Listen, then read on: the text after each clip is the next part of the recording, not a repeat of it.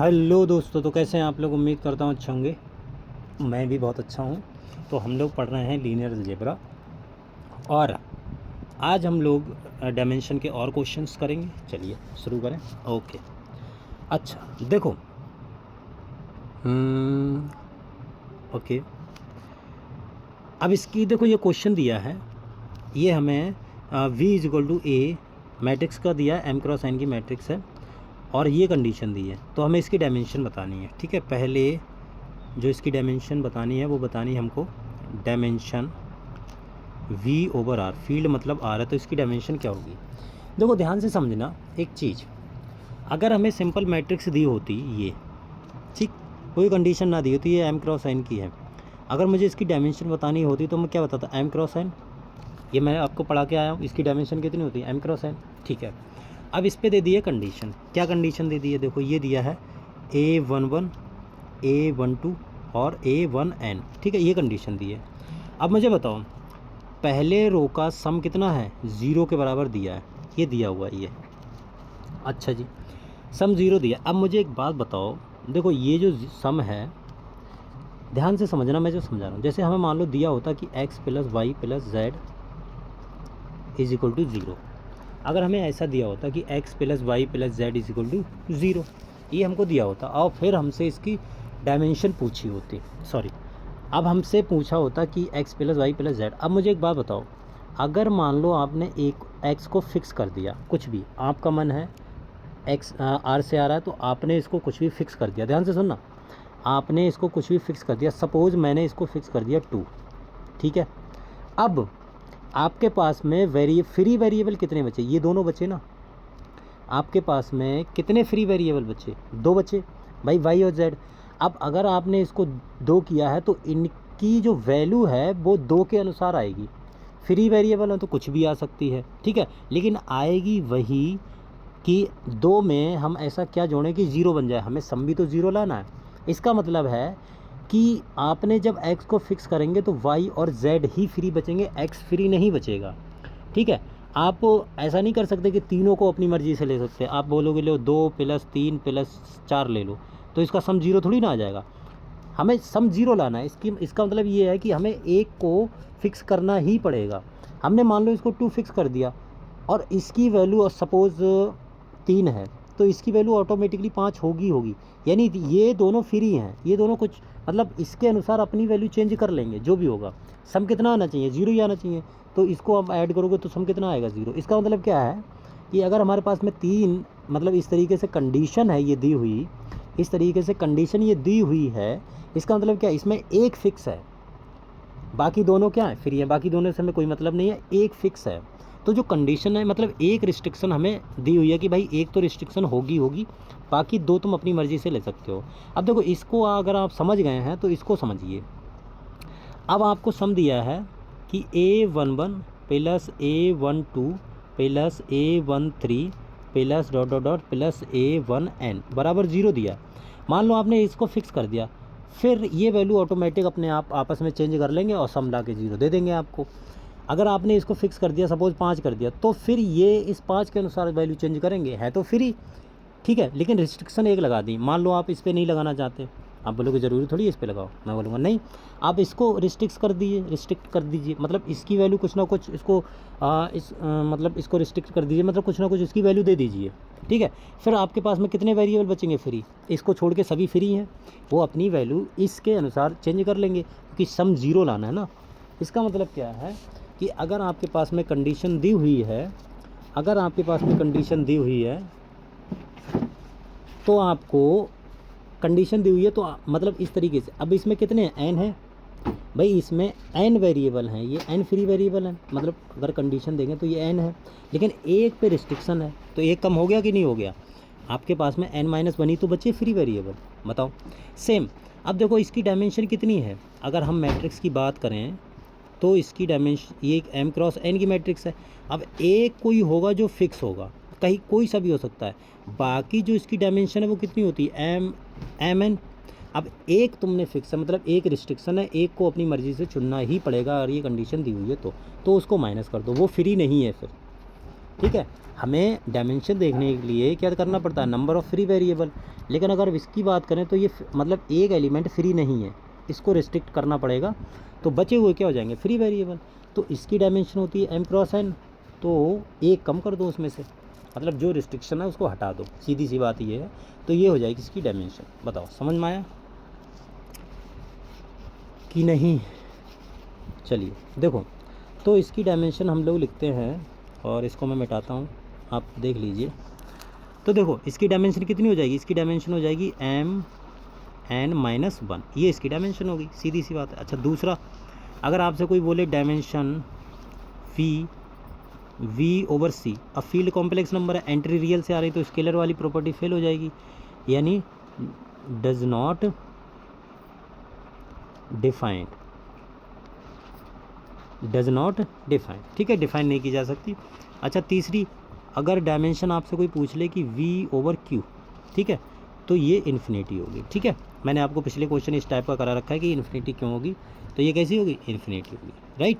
अच्छा चलो ओके, चलिए हम लोग अब करते हैं, जैसे हमें मान लो कोई पॉलिनोमियल दिया है अप टू डिग्री n का, ठीक है, कितना दिया है, up two degree n, okay. तो क्वेश्चन ये है कि हमें एक पॉलिनोमियल दिया है,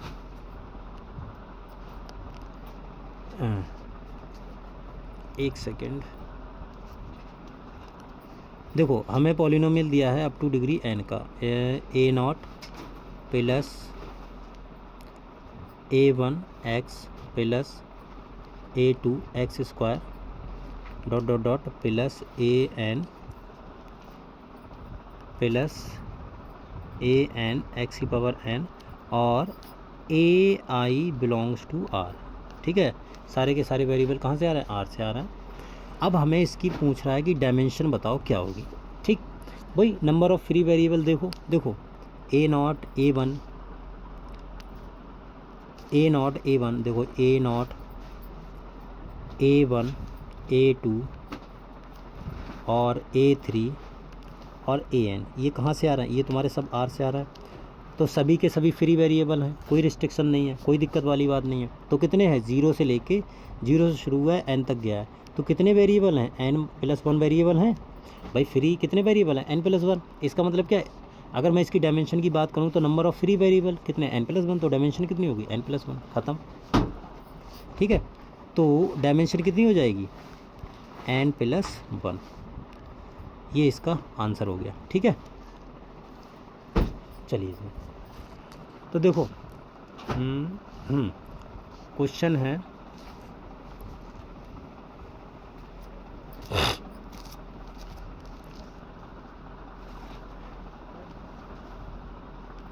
देखो क्वेश्चन है, पहला क्वेश्चन है, भाई मैं सब में डायमेंशन पता करनी है कितनी होगी, जैसे। अच्छा एक चीज़ और मैं बाबू बता दूं, अभी मैं क्वेश्चन करवाने से पहले एक चीज़ और बता दूं, अगर आपको इसकी बेसिस निकालनी हो तो भाई फ्री वेरिएबल कितने हैं आपके पास में, a0 है, a1 है और a1 है, अरे यार चल जा भाई, a1 है, पेन बहुत गड़बड़ कर रहा है। आपके पास में फ्री वेरिएबल कितने, a0 है, a1 है, a2 है, इसी तरीके से an है। मैंने आपको क्या बोला था कि जब भी आपको स्टैंडर्ड बेसिस पता करनी हो तो जितने फ्री वेरिएबल हैं, एक को 1 रखो बाकी सबको 0, एक को 1 रखो बाकी सबको 0, दूसरे को तीसरे को ऐसे 1 रखते चले जाओ, बाकी सबको 0। पहली बार में a0 को 1 रख दो, अगर इसको 1 रखोगे तो बाकी सबको 0, तो ये सब 0 हो जाएगा, तो इसका मतलब केवल 1 ही आएगा। a1 की वैल्यू 1 रख दो तो कितना होगा, x होगा, बाकी सबको 0, कॉमा।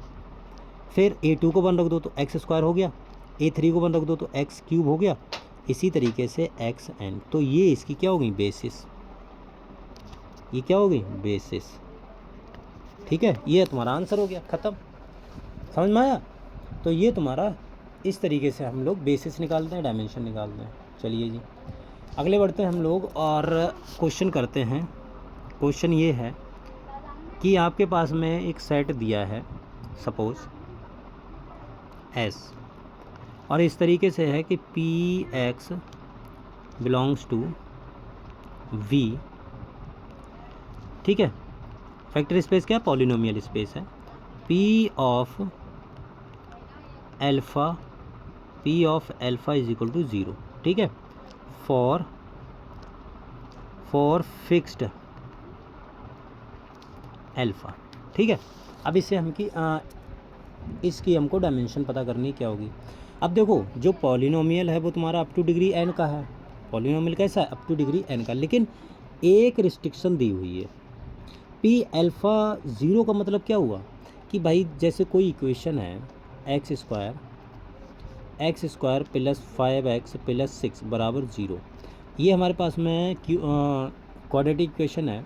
अगर मैं बोलूँ कि जैसे ये इसको मान लो, इसको अभी छोड़ो, इसको मान लो हमने px मान लिया, ये कोई पॉलिनोमियल है, क्वाड्रेटिक पॉलिनोमियल, ठीक है। मैंने बोल दिया p of -2 is equal to 0, ऐसा मैंने बोल दिया सपोज़, ठीक है। इसका मतलब क्या, p ऑफ -2 का मतलब क्या है, इसका मतलब क्या है कि x की वैल्यू -2 है, इसका मतलब क्या है कि x plus 2 is equal to 0 है, यही तो है मतलब।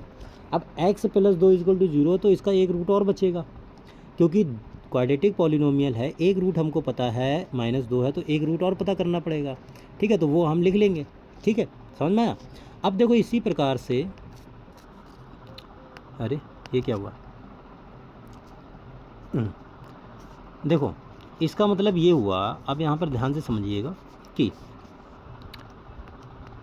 अरे यार चल जा,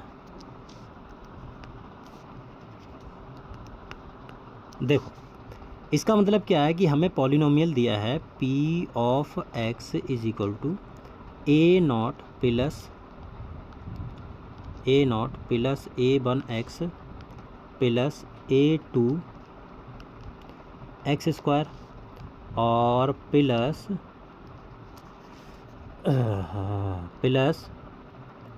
a3x cube plus dot dot dot और प्लस an(x) की पावर n, ठीक है। ये हमें पॉलिनोमियल दिया है, हमें दिया है p of alpha is equal to 0, यानी इसका एक रूट अल्फ़ा है। अगर एक रूट अल्फ़ा है तो x माइनस अल्फ़ा तो इसका एक रूट है ही। अब एक रूट इसमें से निकल गया है, डिग्री किसकी कितनी है इसकी n, तो एक रूट अगर इसका हमको पता है, इसका मतलब अब कितनी डिग्री बचेगी इसकी n-1, ठीक है, यानी a0 plus a1x plus dot dot dot an-1 और xn-1। बताओ ये चीज़ समझ में आई। अब मुझे बताओ यहाँ पर देखो, अब ये तो रिस्ट्रिक्शन है, ये क्या है, ये तुम्हारी रिस्ट्रिक्शन है। अब ये देखो इसमें कितने फ्री वेरिएबल हैं, n-1 है, इसमें कितने फ्री वेरिएबल हैं, n-1, क्योंकि एक रिस्ट्रिक्शन दी हुई है।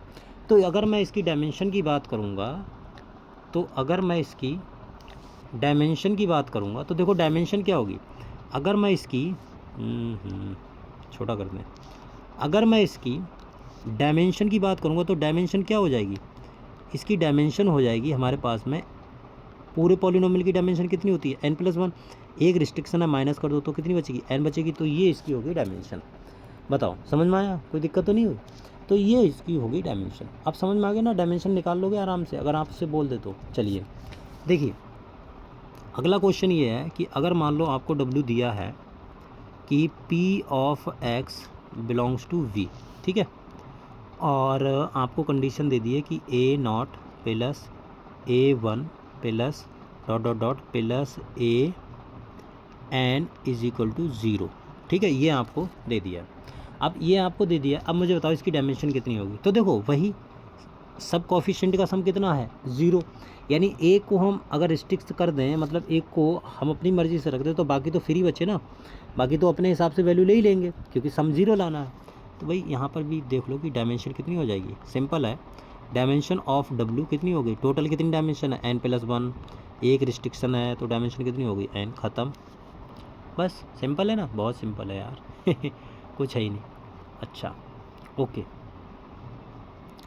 ठीक है, अगर हमें इसकी बेसिस बनानी हो तो कैसे बनाएंगे बताओ, अगर आपको बेसिस बनानी हो तो कैसे बनाएंगे बेसिस, इसकी बेसिस क्या होंगी बोलो, हाँ बोलो, चलो बेसिस छोड़ो बाद में देख लेना बाद में देख लेंगे, अभी आप क्वेश्चन समझो। देखो अगला क्वेश्चन है हमारे पास में, अगला क्वेश्चन ये है कि अगर मान लो W1 आपको दिया है, W1 ऐसे दिया है कि p of x belongs to v, ठीक है, और p of minus alpha belongs to p of beta. ठीक है, ये हमको दी है कंडीशन। अब इसकी हमें डायमेंशन पता करनी है। समझो ध्यान से, देखो p of minus alpha is equal to p of minus beta दिया हुआ है।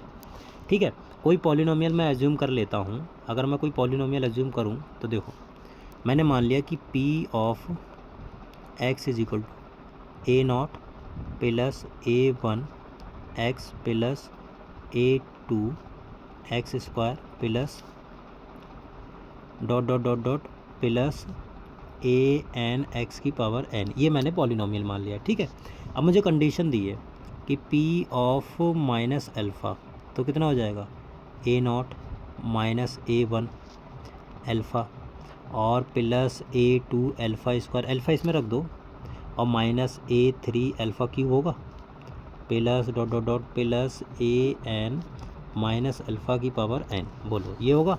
अच्छा, सेकंड क्या होगा कि p of beta, p of beta, ठीक है, पी ऑफ बीटा ये क्या होगा, चलो एक सेकंड रुको, यहाँ पर प्लस कर देते हैं। अभी के लिए यहाँ पर क्या करते हैं, रुक जाओ। देखो यहाँ पर अभी हम प्लस ही रखते हैं जिससे कन्फ्यूजन नहीं होगा। ये प्लस है और ये प्लस है, ये प्लस है। ठीक है, अब पी ऑफ बीटा रख दो, ये प्लस ही है। पी ऑफ बीटा रख दो तो a naught plus a one beta plus a two beta square plus dot dot dot plus a n और बीटा की पावर एन। ठीक है, अब हमें दिया है कि ये और ये आपस में बराबर है, तो ये आपस में बराबर होंगे तो देखो क्या होगा, छोटा सा थोड़ा छोटा और करते हैं। अब देखो अगर ये आपस में बराबर होंगे तो मैं थोड़ा सा देखो, इसलिए ये आपस में बराबर है, इसको क्या कर रहे हो सर, ज़्यादा ही छोटा हो गया। चलो देखो, नाउ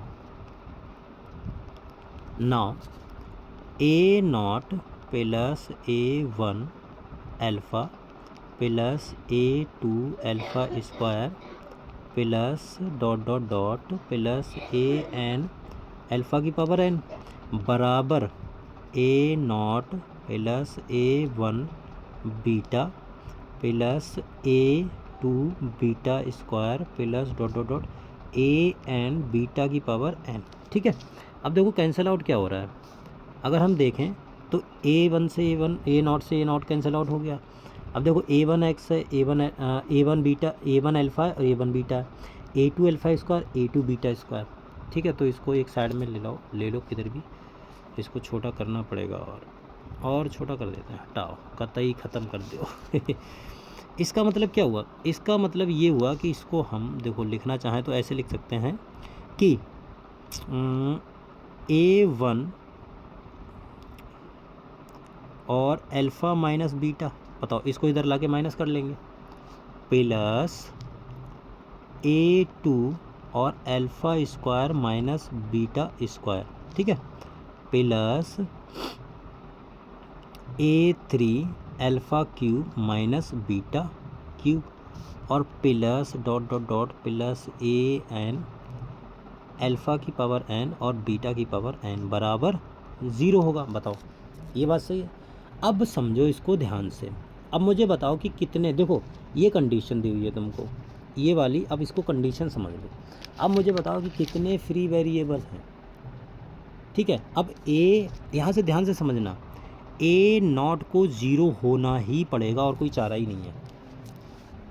बोलो, ए नॉट को 0 होना ही पड़ेगा, और तो कंडीशन तुम्हारे पास में सिर्फ और सिर्फ एक ही है, मतलब रिस्ट्रिक्शन तुम्हारे पास में सिर्फ एक ही है, ए नॉट। ठीक है, यही तुम्हारी रिस्ट्रिक्शन है। सर रिस्ट्रिक्शन कैसे, तो कट गया, उसकी वैल्यू तो कुछ भी हो सकती है, जो भी होगी।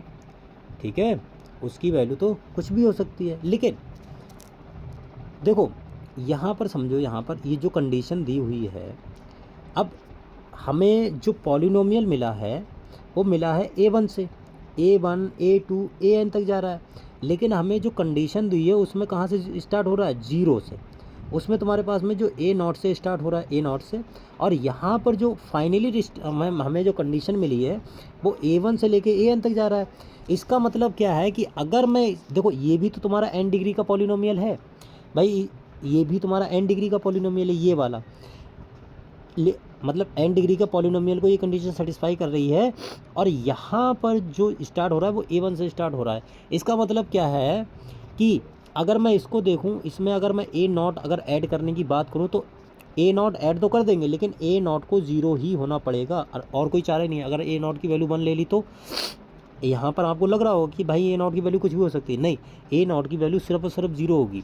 अगर a नॉट की वैल्यू यहाँ पर ऐड कर देंगे तो कितने कांस्टेंट फ्री वेरिएबल हो जाएंगे, n टोटल n हो जाएंगे ना, क्योंकि n+1 हो जाएंगे, क्योंकि 0 से लेके n तक जाएगा। लेकिन हमने दोनों कंडीशन को सॉल्व किया तो हमें जो पॉलिनोमियल मिला है वो a1 से स्टार्ट होके मिला है। कहाँ से स्टार्ट होके मिला, a1 से। इसका मतलब क्या है कि a नॉट को तुम्हारे पास में 0 होना ही पड़ेगा, और कोई चारा ही नहीं है। यानी रिस्ट्रिक्शन कितनी है, ओनली 1, a नॉट वाली, ठीक है, यही रिस्ट्रिक्शन है। बाकी a1 से लेके an तक ये सब फ्री हैं, इनसे हमें कोई मतलब नहीं है। तो डायमेंशन कितनी हो जाएगी, अगर मैं डायमेंशन की बात करूँ, डायमेंशन कितनी हो जाएगी, डायमेंशन हो जाएगी n+1 तो होती है डायमेंशन, एक रिस्ट्रिक्शन है तो कितनी हो जाएगी, n हो जाएगी। समझ में आया? ये तरह तरह के क्वेश्चन मैं इसलिए करवा रहा हूँ ताकि आपको ध्यान में रहे भाई साहब। ठीक है, तो ये क्वेश्चन आपको समझ में आ गया कि नहीं, बोलो, अरे बोलो हाँ या ना। चलो देखो, अब अगला क्वेश्चन तुमको खुद करना है। क्वेश्चन ये है, ये होमवर्क में ले जाओ क्वेश्चन। और क्वेश्चन को इस तरीके से कि W बराबर दिया है हमको P of X belongs to V, ठीक है, such that P of -X is equal to P of X, ठीक है। इसकी हमें डायमेंशन पता करनी है, ये डायमेंशन कितनी होगी ये आप करोगे और ये मुझे बताओगे कमेंट सेक्शन में, ठीक है। इसकी आपको डायमेंशन पता करनी है। चलो मैं ही बता देता हूँ यार, छोड़ो आप क्या ही करोगे। सर आपको तो भरोसा ही नहीं है। अरे नहीं, भरोसा तो है। देखो Px हमें जो दिया है पॉलिनोमियल, हम मान लेते हैं n डिग्री का पॉलिनोमियल है, तो a0 plus a1x plus a2x² और plus dot dot dot plus an(x) की पावर n, ये हमें पॉलिनोमियल दिया है। हमें कंडीशन दी है P of -X equal to P of X, ठीक है। अच्छा जी, अगर ये कंडीशन दी है हमको, तब जो इसकी डायमेंशन होगी, डायमेंशन ऑफ W, ये डायमेंशन होगी, ध्यान से सुनना, n/2 plus 1 if n even होगा, और n+1/2 इफ़ n तुम्हारा ऑड होगा, ठीक है। ये इसकी डायमेंशन होगी। ये फार्मूला आप ध्यान रख लेना। सर ये तो रटना हो गया, फिर समझ में तो नहीं आया कैसे होगा। देखो अभी समझ में आएगा यार, समझ में क्यों नहीं आएगा, हम बैठे हैं तो समझ में नहीं आएगा। देखो सीधी सी बात है, अगर कोई भी पॉलिनोमियल है, ठीक है, अगर कोई पॉलिनोमियल है, इसकी अगर मैं बेसिस की बात करूँ तो देखो, बेसिस की बात करूँ तो मैंने आपको बेसिस बताई थी, तो इसकी बेसिस क्या होंगी, बेसिस की बात करूँ तो 1x x² x³ xn, ठीक है, ये इसकी बेसिस होंगी, ठीक है, बढ़िया बात है। अब देखो समझो, अगर ये इसकी बेसिस होंगी,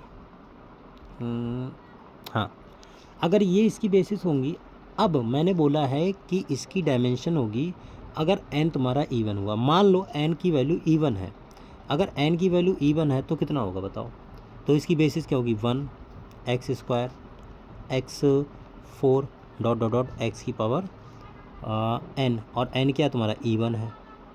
अब इसकी डायमेंशन बताओ क्या होगी, इसकी डायमेंशन बताओ क्या होगी। अब देखो फॉर एग्जांपल ले लो, छोटा सा एग्जांपल ले लो, आप इसको छोटा कर दो। देखो आप एग्जांपल ले लो कि n की वैल्यू इवन है, सपोज 4 ले लिया आपने, n की वैल्यू अगर 4 ले ली तो जो पॉलिनोमियल होगा वो किस टाइप का होगा, देखिएगा कैसा, P of x is equal to क्या होगा, ये होगा a0 प्लस a2x², a1x मत बोल देना क्योंकि n की वैल्यू इवन है, ध्यान रखना, प्लस a4x की पावर 4, ये होगा, ठीक है। अब मुझे बताओ इसकी डायमेंशन कितनी होगी, कितने फ्री वेरिएबल हैं, 1 2 3। देखो n की वैल्यू अगर इवन है तो हमें सिर्फ इसमें इवन वाली जो पावर इवन है वही टर्म लेनी है, ध्यान रखना ये चीज़। तो हमने n की वैल्यू 4 ले ली, तो 4 ली है तो पॉलिनोमियल 4 डिग्री का ये बनेगा जो इवन पॉलिनोमियल है, मतलब सॉरी n की पावर इवन है जिसमें।